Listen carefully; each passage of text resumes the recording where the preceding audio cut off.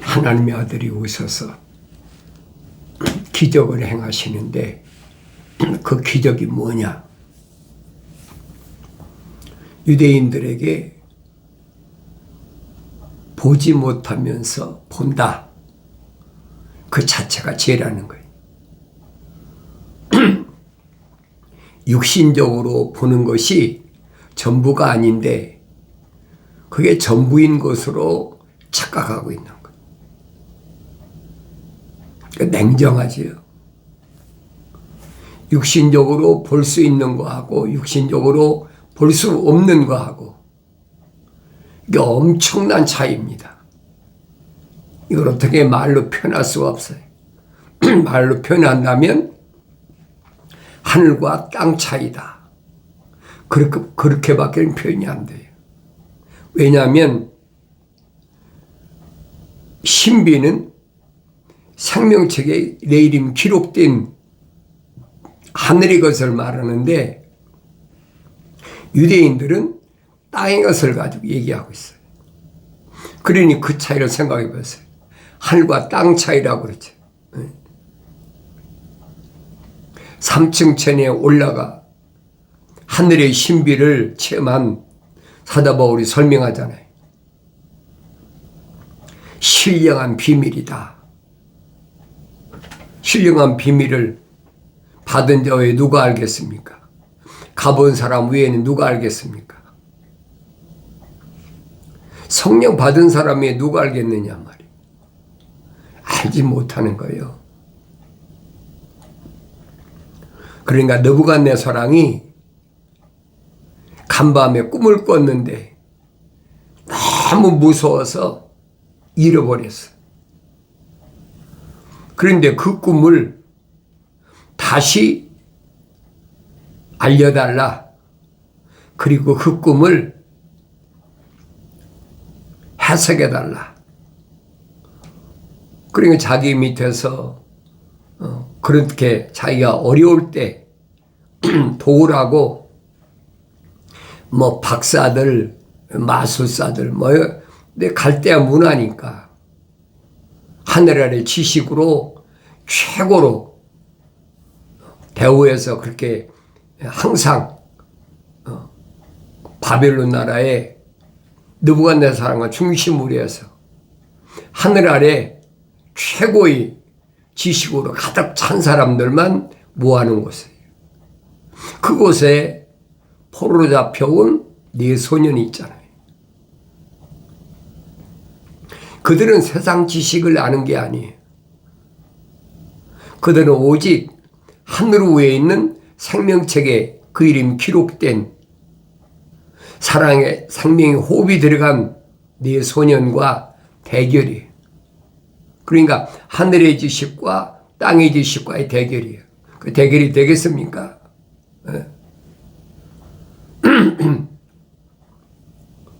그러니 내가 이런 말씀을 읽으면서 되새김질하면서 묵상하면서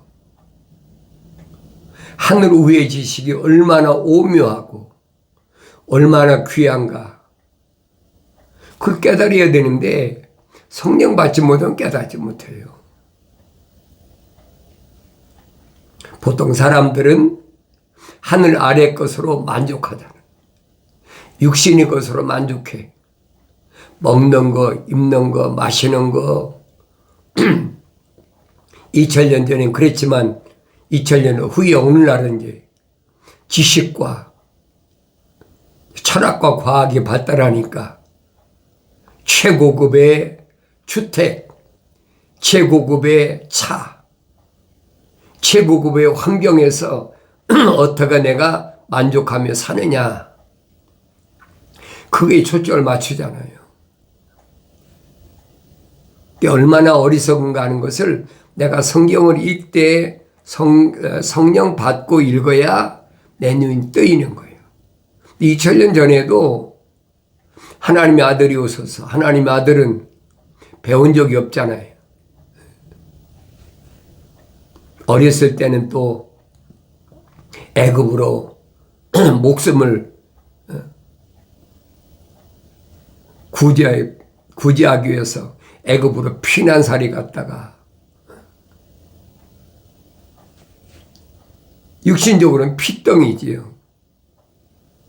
애굽으로 피난살이 갔다가 그리고 헤롯이 죽고 나니까 갈릴리 나사렛이라는 동네에서 요셉이 목수니까 아버지가 목수니까 뭐 목수 일을 배웠겠지요. 그게 변변치 않은 삶을 살았다는 얘기예요. 내 사람들이 압니까? 그걸 아무도 모르지요. 그러니 선지자들은 이미 다 예언해 놨어. 애굽에서 내 아들을 불러낸다. 나사렛에서 하나님의 아들이 메시아가 날 것을, 성장할 것을. 그런데 유대인의 선생이라는 바리새인들이나 서기관들이나 제사장들은 하나님 말씀을 읽질 않아. 현실 만족한 거예요. 유대사에서 유대 하나의 종교죠. 유대교죠. 거기에서 상위 자리, 윗자리에 앉아가지고 그걸로 만족한 거예요. 그 혈통적으로 내려오잖아요. 그걸로 만족한 겁니다. 그런데 하나님의 아들이 갑자기 예루살렘에 등장했다. 성령 받은 사람이 없잖아요. 일반적으로 침례받으면 성령 받았다. 그런 하늘 아래 종교들이 많잖아요. 그런데 내가 성경을 읽어보면 요단강에서 침례받았는데 성령 받았다는 사람이 누가 있어요? 성경에 빠진 것이 없다고 그랬잖아요. 자세히 읽어봐라. 이것들은 하나도 부족한 것이나 빠진 것이 없다. 다 짝이 짝으로 되어 있다. 하나님 입이 명령하셨고 하나님 명이 모으셨다고 그랬는데 요단강에서 침례받은 사람들이 침례 요한에게 침례받은 사람이 얼마나 많은데 또 예수님의 제자들이 침례를 행했잖아요. 근데 그 사람들이 침례받았던 데가 어디 있습니까? 성경이 없는 건 없는 거예요. 그런데 믿지 못하니까 성경이 없어도 받은 사람이 있을 것이다. 그 여러 가지로 사람들은 미혹하잖아요.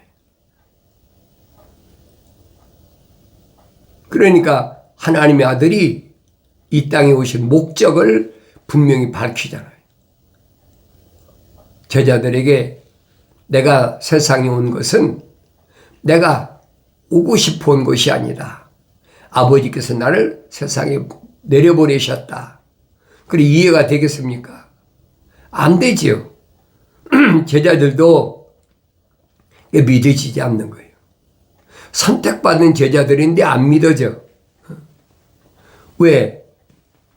육신으로 오신 하나님의 아들은 나사렛에서 누구의 손에서 자랐는지 너무나 잘 아는데 하나님의 아들로 메시아로 왔다. 그 말이 이해가 되겠어요? 하나님의 아들이 3년 동안이나 훈련시켰는데 누구만 선택해서 훈련시켰느냐? 선택받은 그 대표적인 인물이 바로 바요나 시몬이라는 얘기예요. 바요나 시몬은 갈릴리 호숫가에서 바닷가에서 고기 잡던 어부 아닙니까? 그러니까 침례 요한이 그 제자 주님이 오실 길 예비하기 위하여 보내심을 받았다. 요한은 그렇게 기록하고 있는데 하나님께로부터 보내심을 받은 침례 요한에 대해서 마태하고 누가는 자세히 설명해 주고 있어요. 내가 성경을 안 읽고 어떻게 합니까? 나중에 하나님의 아들은 뭐라고 얘기합니까? 침례 요한을 엘리야의 영으로 온 사람이다. 그렇게 표현하고 있잖아요. 왜? 구약의 선자들이 엘리야가 오고 나서 메시아가 온다. 선자들이 선포했기 때문에 엘리야만 기다리는 거예요. 엘리야가 누군지를 알 수가 있어야 되지. 하나님의 아들을 세상에 내보내시고 그리고 그 아들을 성령 받아서 완성시키기 위해서 하나님의 아버지께서 계획하신 그 계획을 쉽게 말하면 시스템을 성경 전체를 통해서 한눈으로 볼 수가 있어야 돼요.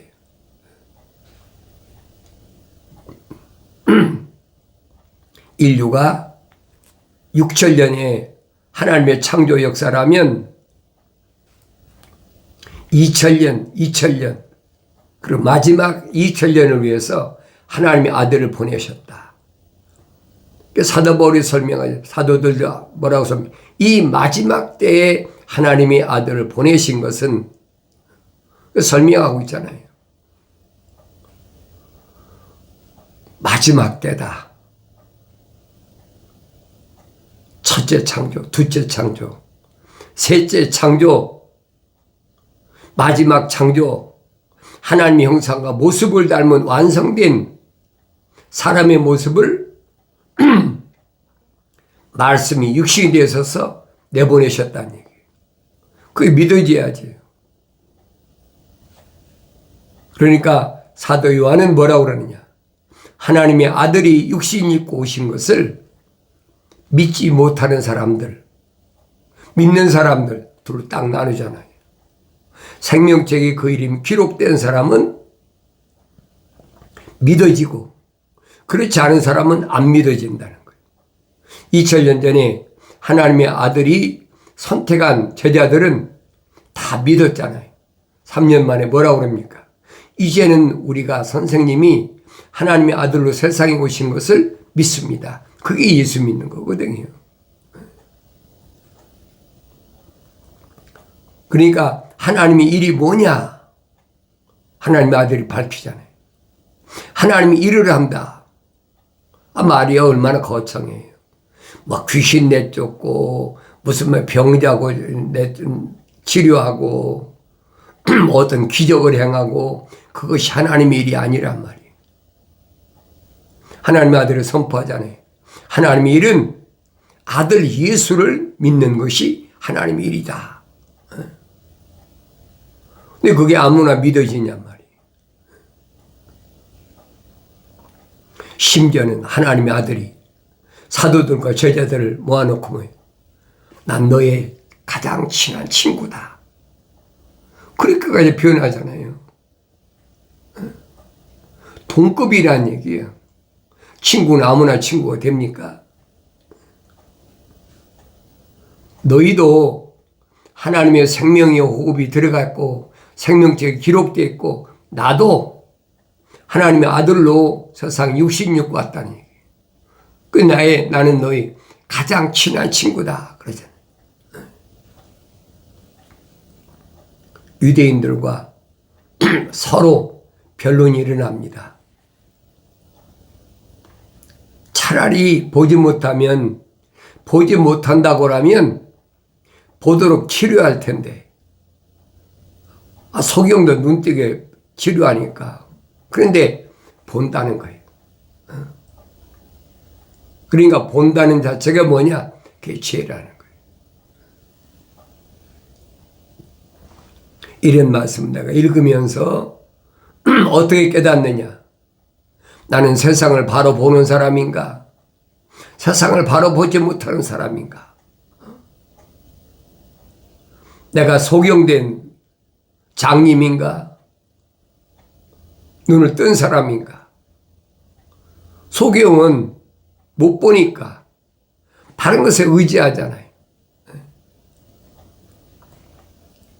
지팡이나 붙이고 다니고 안 보이니까.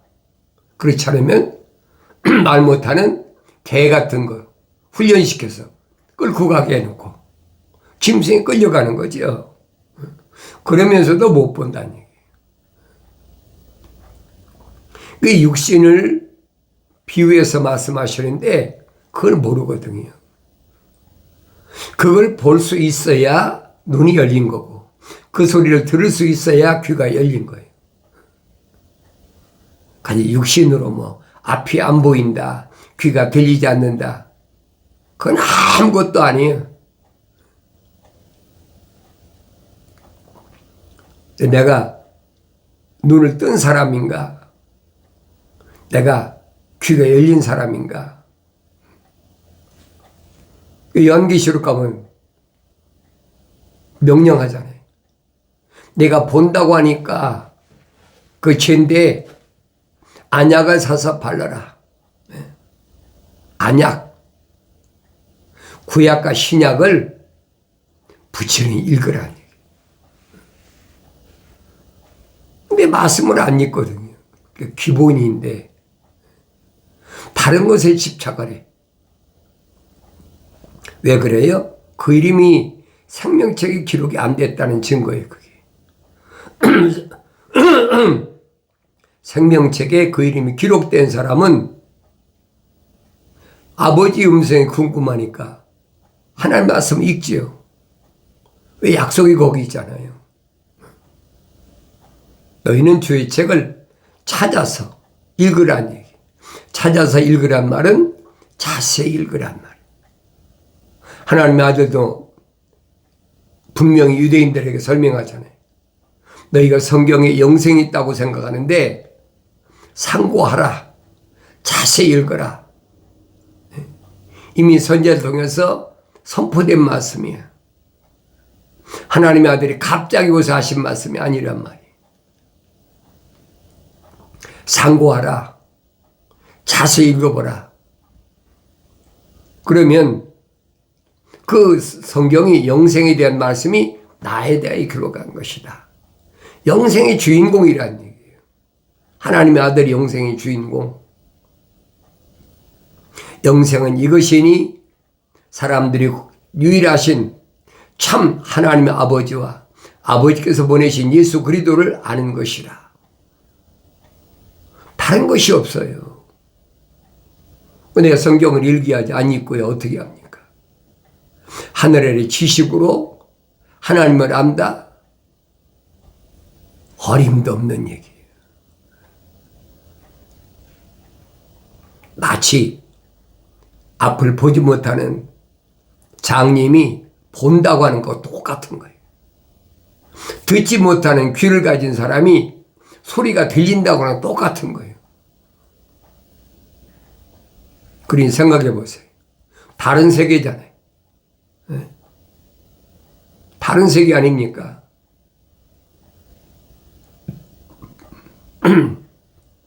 아무나 되는 것이 아니란 말이에요. 그래서 내 이름이 생명책에 기록된 것이 얼마나 소중하냐 하는 것을 성경은 말씀하고 있습니다. 어리석은 자는 자기의 모든 생각을 드러내나 현망한 사람은 그것을 끝까지 간직하느니라. 어리석은 자는 누구예요? 그 이름이 생명책에 기록이 안 된 사람이에요. 맨날 자기 생각만 해. 하나님께서 나를 어떻게 창조하셨는지, 하나님의 창조 계획은 무엇인지 그게 나와야 되는데 자기 생각만 자꾸 드러내. 그게 자연인이란 말이에요. 사도바울이 설명하잖아요. 자연인은 하나님의 영의 일들을 받아들이지 않는다. 할 수가 없는 거예요. 받아들일 수가 없는 거예요. 왜? 성령의 일들을, 은사들을 어리석게 보기 때문에 안 받아들인다. 그 자연인이요. 내추럴맨이란 말이에요. 남자나 여자나 똑같아요, 여러분. 아무나 되는 것 같아도 내가 성경을 읽어야 하지요. 하나님의 입에서 나오신 말씀, 성령이 모으신 말씀을 무시하고 세상 지식으로 그게 좋다는 거죠. 그런 사람하고는 길게 말할 필요가 없어요.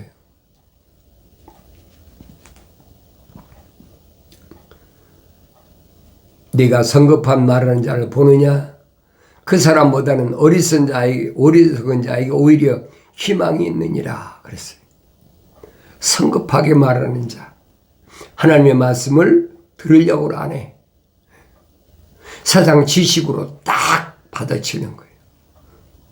하나님 말씀을 설명하면 딱 수습시키고 그 사람에게 알아들을 수 있는 수준으로 말을 해야지 왜 그런 말을 하느냐? 자꾸 방해하는 거예요. 이런 일은 2000년 전이나 지금이나 똑같아요. 이런 사람을 교만한 사람이다. 한없이 교만한 사람. 사도 바울은 그랬잖아요. 여자는 일절 가르칠 생각하지 말아라. 자기 집에 가서 남편에게 배워라. 이게 무슨 말인가 알아들어야 되잖아요. 근데 깨닫질 못해. 왜? 성경을 안 읽으니까. 그게 무슨 말인 걸 깨닫지 못해. 그 사람의 교만은 그를 낮아지게 할 것이나 명예는 영 안에서 겸손한 자를 세워주느니라. 예수님이 얼마나 낮아졌느냐. 수고하고 무거운 짐진 자들아 다 내게로 오라. 그렇죠? 내가 너희 혼을 쉬게 하겠다. 약속이잖아요. 육체를 쉬게 해준다는 얘기 아니잖아요. 너희 혼을 쉬게 해주겠다. 그러면 나한테 와서 배우라는 거예요. 나는 온유하고 겸손하니.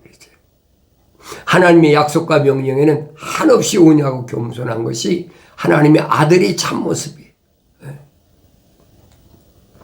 세상 사람들에게 세상 하늘 아래 지식에 온유하고 겸손한 게 아니잖아요. 하나님의 약속과 명령에는 목숨 걸고 온유하고 겸손한 거예요. 그 말씀을 내가 귀담아 들을 수 있어야 되죠. 그런 사람은 어떤 사람이냐? 그런 사람은 생명책에 이름이 기록된 사람이에요. 그런 사람은 영생이 보장된 사람이에요. 그 요한계시록 가면 분명히 약속해 놨잖아요. 생명책에 기록된 사람은 내가 보존한다. 어느 때? 이겼을 때. 이기는 자에게는 그렇잖아요. 그에게 흰옷을 입혀주고 내가 그 이름을 생명책에서 지워버리지 아니할 것이며 또 그의 이름을 내 아버지 앞과 그의 천사들 앞에서 시인할 것이라. 환경을 이겨야 돼요. 환경에서 패배하면 그걸로 끝나는 거예요.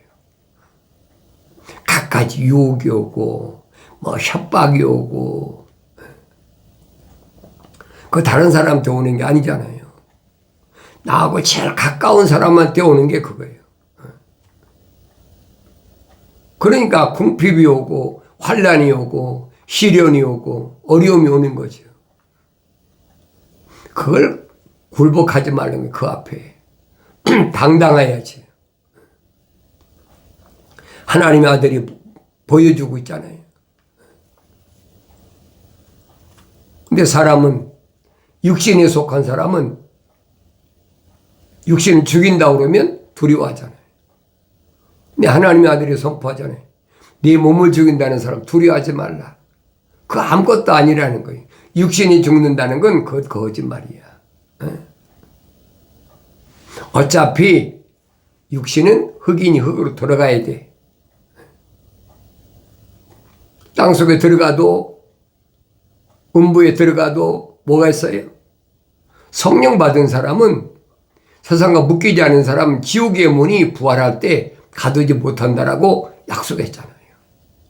그걸 믿어야 되지요. 약속을 믿지 않으면서 신앙생활 한다면 그건 잘못된 거예요. 세상 사람들은, 이방인들은 뭘 먹을까 입을까 마실까 그걸 때 걱정하는데 그럴 필요가 없다는 거예요. 출애굽한 사람들을 봐라. 40년 동안 그들이 광야에서 어떤 생활했나. 하나님 아버지께서 미리 다 준비해 놓으셨다는 거예요. 너희도 마찬가지야. 주님 말씀하시잖아요. 사도들에게 제자들에게 하늘에 계신 너희 아버지께서 다 준비해 놓으세요. 걱정하지 마라. 그 약속의 말씀을 믿는 게 신앙이란 말이에요. 그 약속의 말씀은 아무나 믿나요? 안 믿죠. 그 이름이 생명책에 기록된 사람이 아니면 믿질 않아요. 그렇지 않으면 이기지 못한다는 얘기예요. 약속의 말씀을 믿을 때 내가 이기니까 사도 바울은 하나님의 전신갑옷으로 무장하라 그러죠. 그래야만이 환난날에 너희가 넉넉히 이길 수 있다. 또 내가 죽은 자들을 보니 작은 자나 큰 자나 하나님 앞에 서 있는데 책들이 펴져 있으며 또 다른 책들이 펴져 있는데 그것은 생명의 책이라. 다 생명의 책에 기록이 되어 있어요. 죽은 자들, 세상에서 큰 자나 뭐 가난한 자나 부자나 많이 배운 사람이나 그 비유를 주님이 말씀하시잖아요. 거지 나사로하고 부자하고 딱 나눠졌다. 나사로의 특징은 뭐냐? 거지지만은 그 이름이 있기 때문에 아브라함의 품에 안겼다. 근데 부자는 세상에서 날마다 뚱땅거리고 잔치하고 살면서도 그 이름이 생명책에 기록이 안 됐어요. 그러니까 결국은 어디 가냐? 불못에 던졌다. Lack of fire. 불못에 던져져 버리는 거예요. 생명책의 이름이 기록이 안 된 사람은요, 하늘 아래서 아무리 별의별 짓을 다 해도 마지막은 불못에 던져져. 그럼 끝나는 거예요. 거기서 영원한 생명이 있느냐 없느냐. 사람이 다윗이 설명하잖아요. 인생이 70이고 강건하면 80이다. 90을 살면 뭐하고 100을 살면 뭐 할 겁니까? 무드셀러 같은 사람 969년 살았잖아요. 969년 살면 뭐예요? 하나님의 생명이 안 들어갔는데 오히려 365년밖에 살지 않은 무드셀러는 아버지는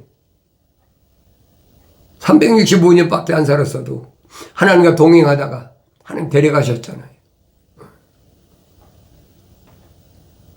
그 성경을 읽으면서 깨달으라는 거예요. 생명책의 기록이 돼 있나 안 돼 있나.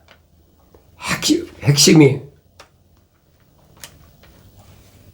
또 다른 책도 펴져 있는데 그것은 생명의 책이라. 죽은 자들은 자기들의 행위에 따라 그 책이 기록된 대로 심판을 받더라. 심판받는 거예요. 그러면 누구만 생명책에 기록됐느냐. 누구만. 하나님의 엄중한 명령에 뭐라고 그럽니까?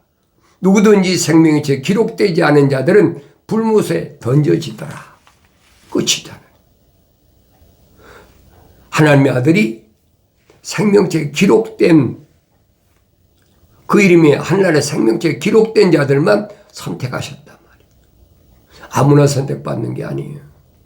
내가 잘났다고 스펙이 좋다고 내가 학문이 높다고 부자라고 외모가 어떻게 생겼다고 선택한 게 아니란 말이에요. 항상 기억하셔야 돼요. 나는 누구인가?